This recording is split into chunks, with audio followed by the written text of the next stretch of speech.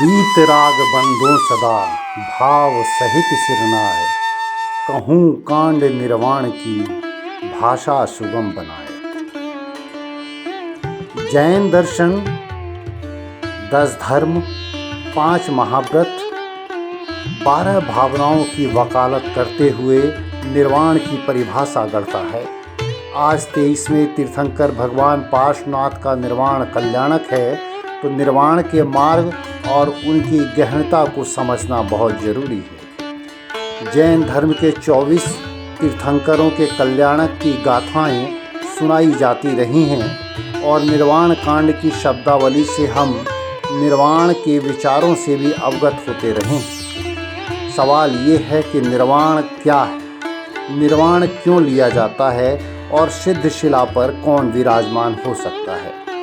कहने को इस दुनिया का हर इंसान अनंत चतुष्टय का धनी है, लेकिन सिद्ध शिला तक जाने की पगडंडियाँ इतनी कठिन हैं कि वहाँ सिर्फ भव्य जीव ही पहुँच सकता है। हर काल में 24 तीर्थंकर बनेंगे, उनके कल्याणक होंगे और सिद्ध शिला पर विराजमान होंगे, लेकिन तीर्थंकरों के 5 कल्याणक, उन 5 कल्याणकों में सर्वश्रेष्ठ है निर्वाण कल्याणक। निर्वाण का मतलब सिद्धत्व को उपलब्ध हो जाना है और तमाम कर्मों का क्षय कर सिद्ध शिला पर विराजमान हो जाना और तीर्थंकर बन जाना है। निर्वाण का मतलब अष्ट कर्मों का दहन है। जैन धर्म में जहाँ निर्वाण सर्वोत्तम उपादान है, जिसे प्राप्त करने के बाद यूनिवर्स के अणुओं के आप ज्ञाता हो जाते हैं, जहाँ सीखने को कुछ बचता ही नहीं है और जहां आप सर्वोत्तम हो जाते हैं। आज 23वें तीर्थंकर भगवान पार्श्वनाथ का निर्वाण महोत्सव है और पूरा विश्व इस महोत्सव का गवाह बना हुआ है, तो आप मान लीजिए कि दर्शन, ज्ञान और चारित्र की उत्कृष्ट स्थिति के आप आराधक हैं। जैन सिद्धांत जाति की अपेक्षा व्यक्ति की पूजा को मान्यता उनके गुण और कर्म के आधार पर देता है। श्री सम्मेद शिखर जी में 23वें तीर्थंकर भगवान पार्श्वनाथ का निर्वाण महोत्सव का आयोजन हो रहा है और आप इस उत्सव के साक्षी हैं, तो यह भी मान लीजिए कि आप उन चंद लोगों में शामिल हैं जो उत्सव के प्रांगण में विचरण कर रहे हैं और प्रभु के निर्वाण को साक्षात महसूस कर रहे हैं। बेशक जैन धर्म को अनीश्वरवादी धर्म कहा जाता हो, लेकिन मानव मुक्ति के संबंध में हमने विशेष धारणाएं प्रस्तुत की हैं। निर्वाण या कैवल्य ईश्वर प्राप्ति की नहीं, बल्कि आत्म प्राप्ति की अवस्था है।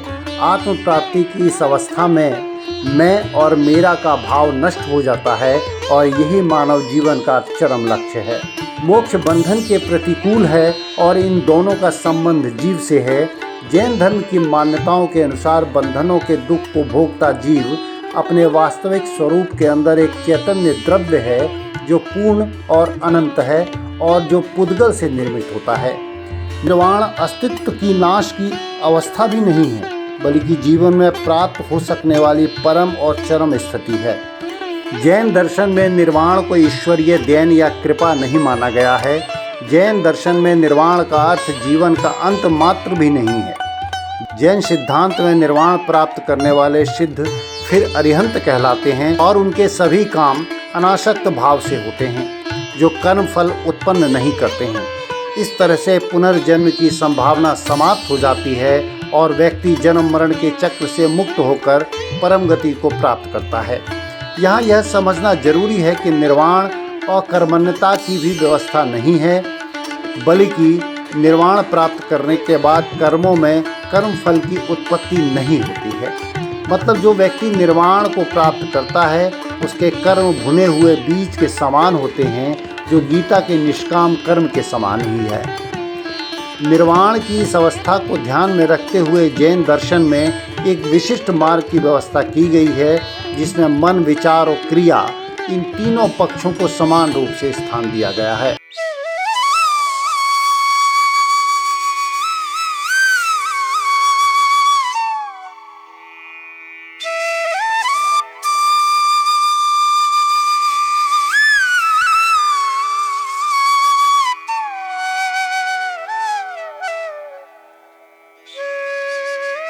सम्यक दर्शन ज्ञान चरित्राणि मोक्ष मार्ग।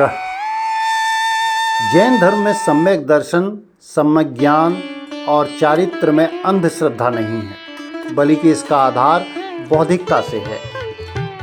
भगवान पार्श्वनाथ के त्याग और तपस्या की गाथा की गवाही शास्त्रों की सूक्तियाँ दे रही हैं और हम कई सदियों से इसके साक्षी भी रहे हैं, लेकिन हम अपनी मुक्ति के मार्ग पर चलने को तैयार नहीं हैं।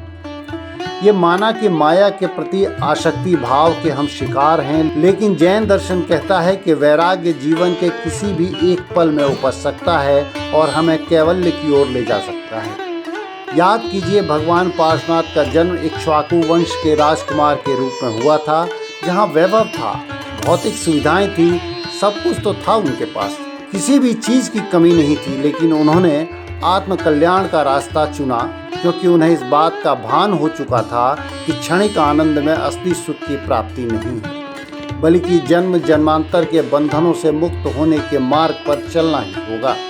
भगवान पार्श्वनाथ ने श्री सम्मेद शिखर जी के स्वर्णभद्र कूट से निर्वाण प्राप्त किया और हम उन्हीं के निर्वाण महोत्सव को मनाने आए हैं। तो हमारे लिए यह जरूरी है कि भगवान पार्श्वनाथ के बताए मार्ग पर चलते हुए, महावीर की वाणी को अपने अंतस्मन में उतारते हुए सिद्धशिला की ओर सम्यक दर्शन, ज्ञान और चारित्र की पगडंडियों को अपना कर आगे बढ़ें। निर्वाण लाडू समर्पित करने का अर्थ भी यही है और मानव जीवन के उद्देश्य भी बंधनों से ही मुक्ति है।